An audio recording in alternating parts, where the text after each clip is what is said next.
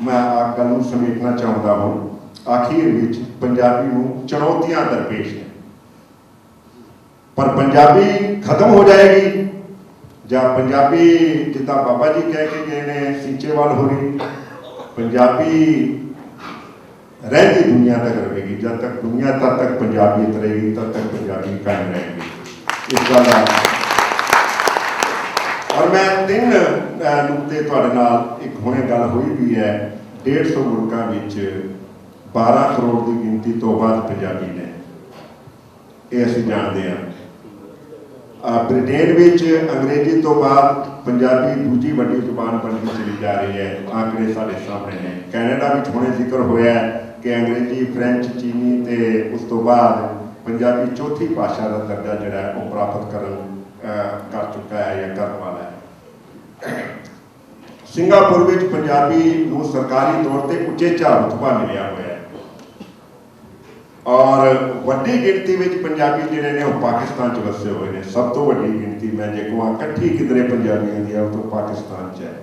ऐसी जुबान जी 150 मुल्कों में बोली जाती हो, 12-14 करोड़ लोग बोलते हों और दुनिया की जुबानों में जिसका 12वां रुतबा हो, ऐसी जुबान नूं खतरा जरूर हो सकता है।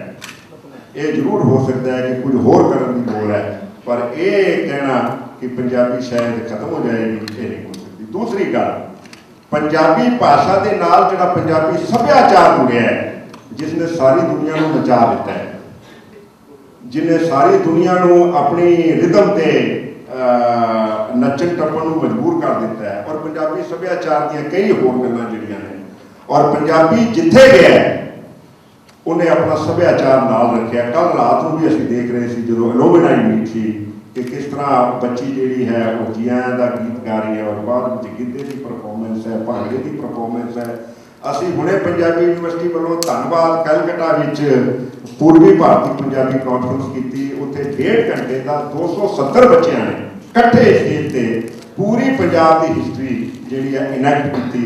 और असीं हैरान हो गए कि जे धन्नवाद विच झारखंड विच इस तरह का प्रोग्राम और पंजाबी की गल हो सकती है, तो मैं समझदा कि जिहड़ी पंजाबी वसीह पद्धर ते पूरी दुनिया में और इस कनेडा की मिसाल साढ़े सामने है। जे इहो जिहे पंजाबी इत्थे बैठे हैं तो पंजाबी नूं इहो जिहा खतरा नहीं कि पंजाबी मुक जाएगी या पंजाबी इस निराशा में जाने की लोड़ नहीं।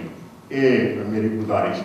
और तीसरी गल मैं कहनी चाहांगा कि साडे कोल गुरु ग्रंथ साहब है, गुरमुखी विच लिखिया, बाबा फरीद का कलाम उहदे विच है, 15 भगत उहदे च बैठे ने और बाणी की वन सुवंता। और उहदे विच मैं जे भाषावां दी वन सुवंता भी करां तां भी कोई गल नहीं, और जे भगतां दी गल करां तां कोई। और ऐसा ग्रंथ गुरमुखी लिपि विच साडे कोल मौजूद है। और मैनूं नहीं लगता कि जब तक, और गुरु ग्रंथ साहब जुगो जुगा टल है, ये असीं जानते हैं, जब तक गुरु ग्रंथ साहब कायम है पंजाबियत नूं ये नहीं कहा जा सकता कि पंजाबी मुक जाएगी। खतरा जरूर है उसनूं। और मैं इसको इस तरह कहना कि निराश होने की लोड़ नहीं, ध्यान देने की लोड़ है।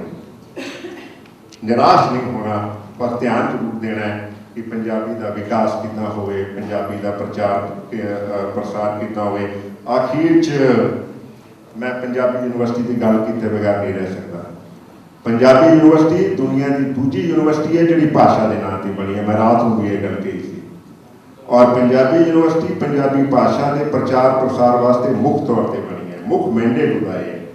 और पंजाबी भाषा के प्रचार प्रसार वास्ते, पंजाबी विच काम करने वास्ते, पंजाबी दी डिक्शनरियां तैयार करने वास्ते, पंजाबी का होर साजो समान तैयार करने वास्ते पंजाबी यूनिवर्सिटी का जिहड़ा रोल है, भूमिका है, वो बहुत वड्डी है। जे मैं उन्होंने गिनन लगा तो बहुत समा लग जाएगा। मैं उस तफसील में नहीं जाना चाहता, पर एक गल जरूर कहनी चाहांगा कि पंजाबी यूनिवर्सिटी नूं तुसीं अपना घर समझो। पंजाबी यूनिवर्सिटी नूं जिन्ने सजैशन देने ने, जिन्नी फीडबैक देनी है, वो तुसीं फीडबैक दिओ। पाकिस्तानी भरा इत्थे बैठे ने। पंजाबी यूनिवर्सिटी ने सॉफ्टवेयर तैयार किया है, जिस सॉफ्टवेयर राही जो कुछ गुरमुखी च लिखा है, by push of one button that can be transcribe into Shah.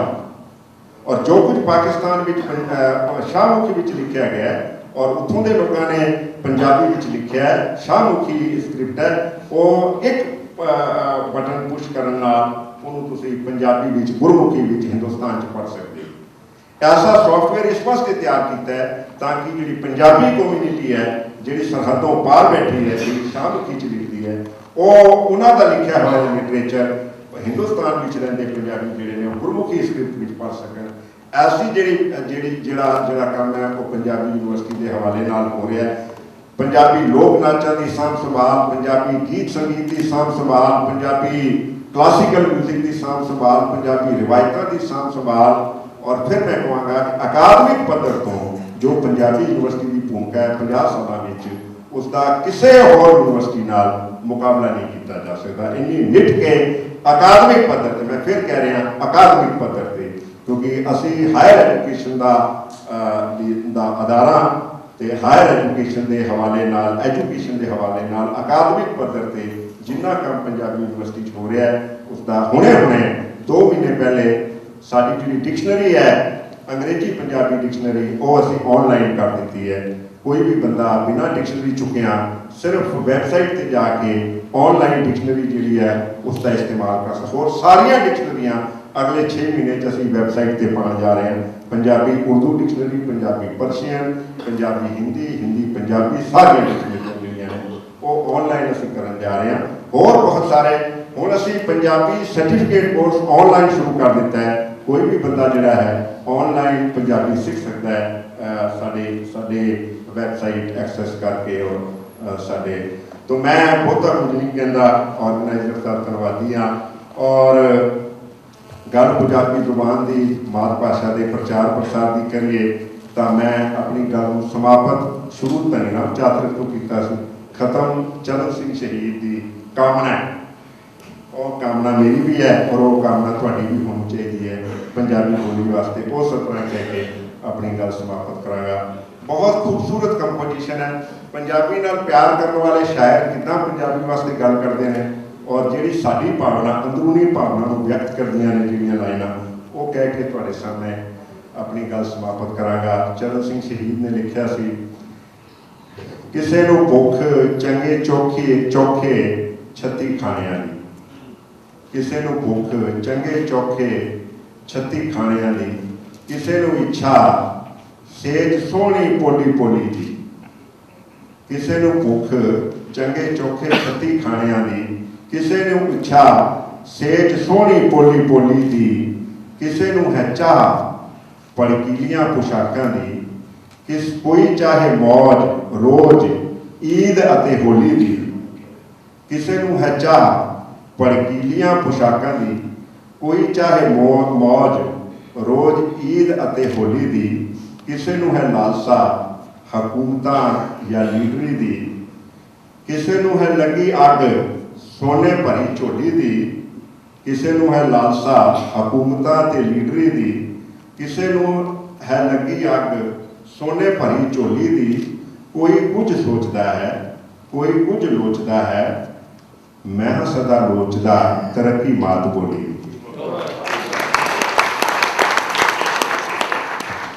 किसे नूं है लालसा हकूमतां ते लीडरी दी, किसे नूं है लगी अग सोने भरी झोली दी, कोई कुछ सोचता है कोई कुछ लोचदा है, मैं सदा लोचदा तरक्की मात बोली दी। असी सारे शायद इसे भावना नाल इत्थे इकट्ठे हुए हैं। मैं सारे का एक बार बहुत बहुत